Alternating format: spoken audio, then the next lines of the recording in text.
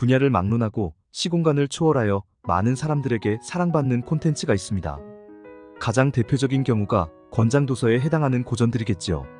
그런데 이런 책들은 독자들이 거의 읽지 않습니다. 니체, 칸트의 철학책이나 플라톤의 국가론을 국민 중 몇 %나 읽었는지 조사해보면 답이 나옵니다. 하지만 사람들이 보지 않는다고 가치가 없다는 건 아닙니다. 왜 이 이야기를 하느냐 하면 얼마 전 읽은 김용의 사조영웅전을 떠올리며 든 생각 때문입니다. 사조영웅전을 비롯한 김용의 무협소설들은 전 세계에서 3억 부 이상이 팔리는 인기를 누리며 문학작품으로 인정받은 걸작입니다. 오래전부터 한 번은 봐야겠다 생각을 했지만 8권 전집이 2612페이지에 달하는 방대한 분량이라 미루고만 있다가 가까스로 오랜 시간에 걸쳐 완독을 마쳤습니다. 읽는 과정이 쉽지는 않았습니다. 정말 대단한 작품이고 무협소설의 범주를 뛰어넘은 작품이라는 점에는 동의하지만 한국 신무협소설 중 걸출한 작품보다 더 재미있다는 생각은 안 들었습니다. 사실 이러한 평가는 전적으로 취향 차이라고 생각하는데 저는 김용 작품보다는 하드보일드 스타일의 고룡 작품이 더 흥미롭더라고요.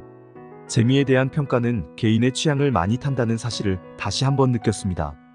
유시민 작가가 한강 작가의 책들에 대해 비슷한 이야기를 하는 걸 보았습니다. 한강 작가의 책들을 읽는 건 마치 숙제 같은 것이라서 재미도 없고 놓아버리고 싶은 게 당연하다. 나도 그랬다.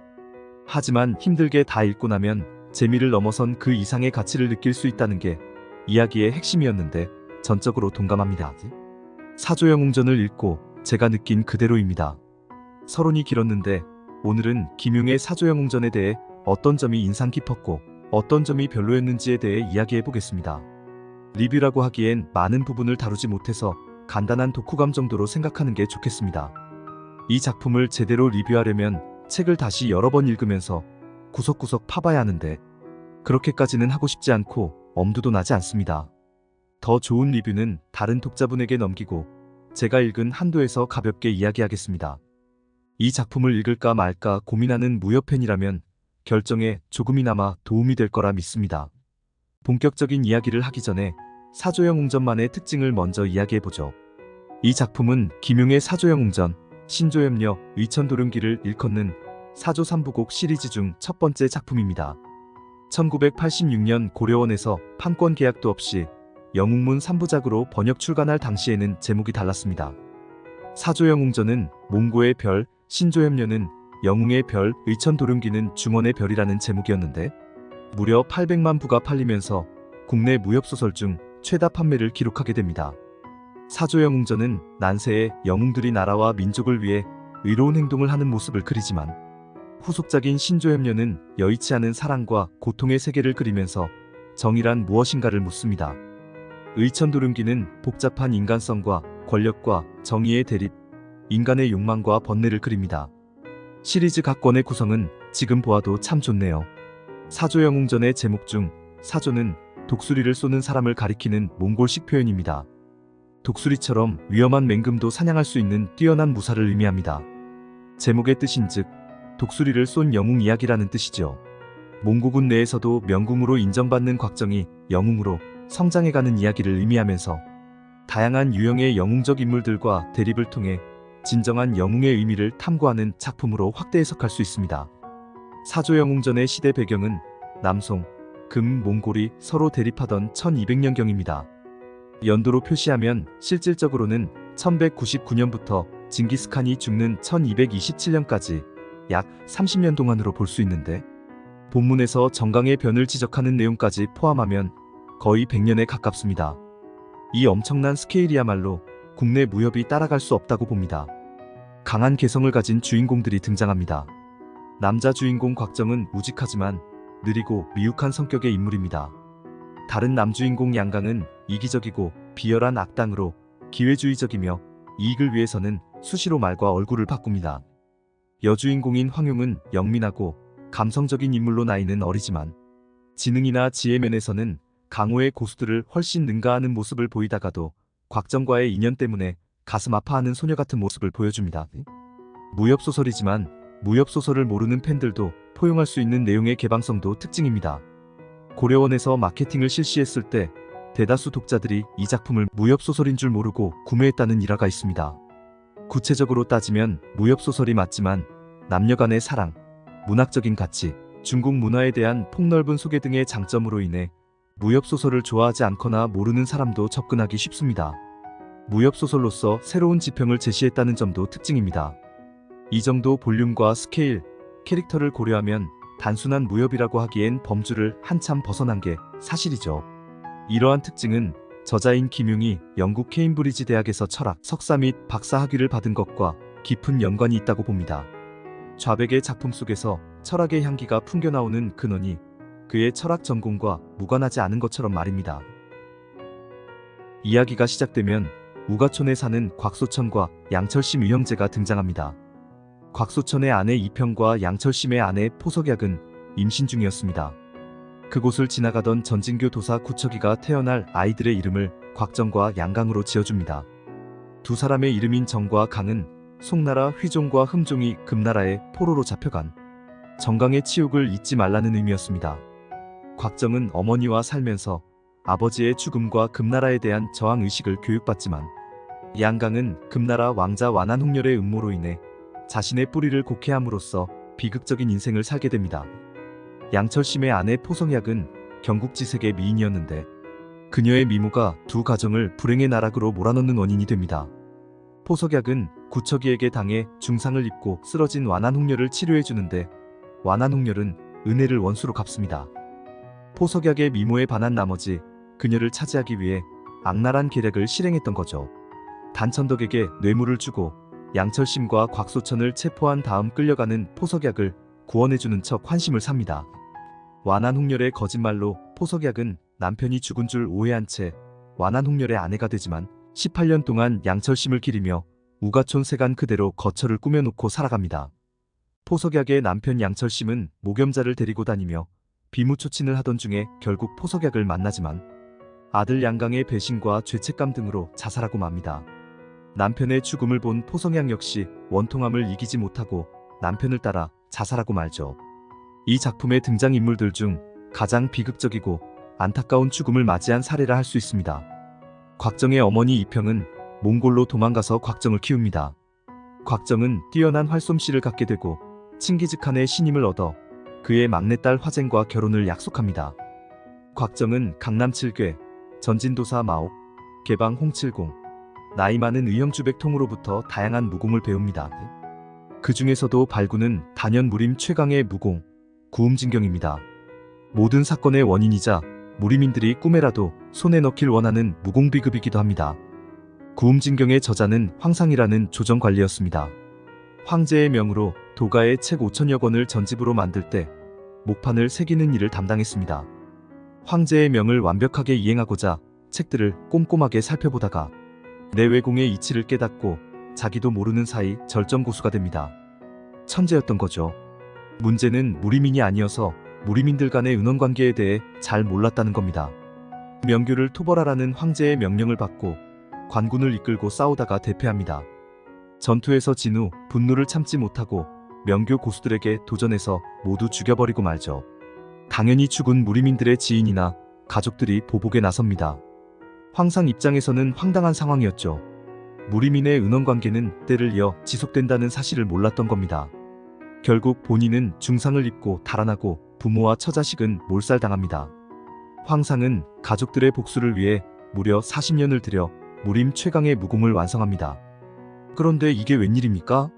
나와서 복수를 하려고 보니 원수들은 다 세상을 떠났고 남은 한 명은 병이 들어 골골대는 상황이었습니다.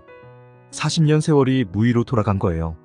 황상은 허탈한 마음을 금할 수 없었지만 40년이나 투자한 무학을 폐기할 수 없었기에 구음진경을 집필한 후 상하권으로 나누어 숨겨놓습니다. 수십 년이 지난 후 이 책이 세상에 등장하자 강호는 난리가 납니다. 모든 무림인들이 휘말리는 대소동을 거친 끝에 무림 최강 고수들인 천하오절이 대결을 펼쳐 왕중양이 갖게 됩니다. 왕중양은 구음진경을 보관만 하다가 무림이 다시 혼란스러워질 것을 우려해서 사제인 주백통에게 상권, 학원을 다른 장소에 보관하라고 지시합니다. 그런데 주백통은 나사가 하나 빠진 듯한 인물이었습니다. 상권을 보관한 후 학원을 숨기러 가던 중 황약사 부부에게 구음진경을 보여주게 됩니다.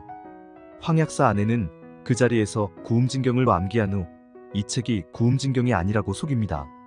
주백통은 화가 난 나머지 그 자리에서 구음진경을 찢어버리고 황약사 아내는 집으로 돌아와 남편에게 구음진경을 필사해줍니다. 이 작품에서 느꼈던 단점 중에 하나가 바로 이런 부분이에요. 이 부분을 읽으면서 과연 가능한가? 자꾸 생각해보게 되더군요. 자신이 직접 사형에게 받은 구음진경을 남의 말을 듣고 다른 책이라고 믿다니 이상하잖아요. 여러분 같으면 무림 최강 고수이자 사형인 왕중양의 말을 믿겠습니까? 아니면 사형의 라이벌인 황약사 부부의 말을 믿겠습니까? 주백통이 구음진경의 본문을 안 봤다고 하더라도 이 장면은 당시 사형제 간의 위계 질서를 고려해보면 믿기 어렵습니다. 이 장면처럼 억지스러운 부분들이 본문 여러 곳에 보입니다. 황약사의 제자였던 진연풍과 매초풍은 사형제 간의 금지된 사랑에 빠지게 되자 사부의 질책이 두려운 나머지 구음진경 학원을 훔쳐서 달아납니다. 진연풍은 구음진경 학원을 기초로 구음백골조와 최심장을 만든 후 책은 불태우고 내용은 가슴에 문신으로 남겨놓습니다. 나중에 진연풍의 피부는 돌고 돌아 곽정의 손에 들어갑니다. 곽정이 도화도에 도착해서 주백통에게 이걸 건네주면서 구음진경은 마침내 하나가 됩니다. 곽정은 몽골을 벗어나 중원행 중에 황용을 만나 사랑에 빠집니다. 하지만 이미 정혼을 한 징기스칸의 막내딸 화쟁과의 사이에서 결정을 못 내리며 헤어짐과 만남을 반복합니다. 황용의 도움으로 무공이 강력해지고 징기스칸의 정벌 활동에서 큰 공을 세우게 되면서 곽정은 자신의 아내로 황용만한 여자가 없다는 사실을 깨닫고 결혼을 결심합니다. 남자는 아내를 잘 만나야 성공한다는 이야기가 있는데 곽정을 보면 이 말이 진리라는 사실을 알 수 있습니다. 양철심과 포성약의 아들인 양강은 이 작품에서 가장 파란만장하고 역동적인 삶을 살다가 비극적인 최후를 맞습니다. 부귀영화를 탐해서 친아버지를 배신하고 완한홍련을 따르다 개방의 방주로 짧은 임기를 거치고 서독인 구양봉의 제자가 되는 등 인생 대부분을 기만과 거짓으로 점철된 삶을 살다가 죽습니다. 그가 한 짓은 밉지만 운명에 기구한 장난이 빚어낸 불쌍한 캐릭터라는 생각이 들더군요. 만일 완한홍련이 포석약을 탐내지 않았다면 양강은 어떻게 살았을지 궁금해집니다. 이 밖에도 구음진경을 놓고 화산농검을 벌였던 천하오절, 즉 동사, 서독, 북계, 남제, 그리고 중신통 왕중양이 무림 최강자 자리를 놓고 벌이는 치열한 경쟁과 음모도 이야기의 한 축을 이룹니다. 이것까지 이야기하자면 내용이 하염없이 길어지기에 이번 영상에서는 이 정도 언급만 하고 줄이겠습니다.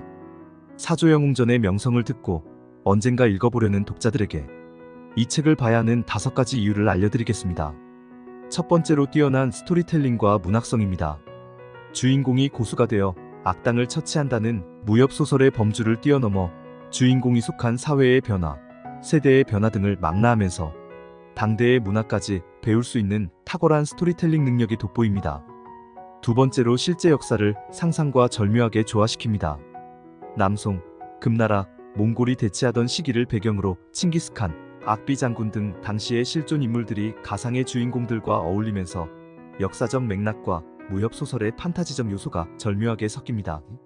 이로 인해 리얼리티가 살아납니다. 세 번째로는 진정한 영웅이란 무엇인가에 대한 깊이 있는 주제 탐구를 들 수 있습니다. 사조영웅전에서는 곽정을 중심으로 다양한 유형의 영웅적인 인물과 대비되는 인물들의 대립을 통해 진정한 영웅의 의미를 탐구합니다.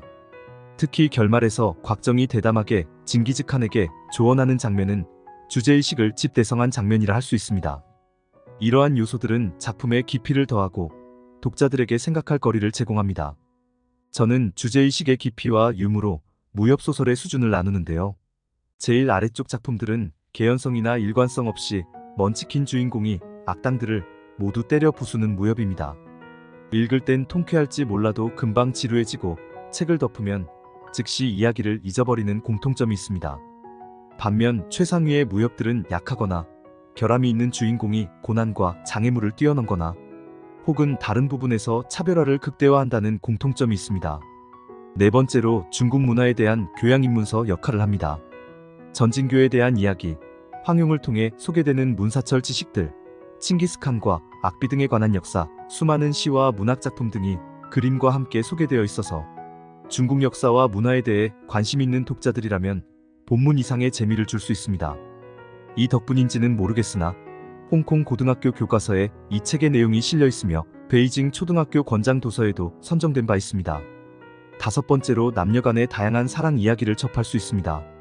곽정과 황용의 풋풋하고 젊은 연인의 사랑 이외에도 다른 사람을 의식하지 않는 진연풍과 매초풍 부부의 절실한 사랑, 죽은 아내를 기리는 황약사의 순애보적 사랑, 일에 몰두한 나머지 아내를 잃고 참회하는 단황야의 사랑, 모겸자와 양강의 비극적인 사랑 등 다양한 형태의 사랑이 소개됩니다.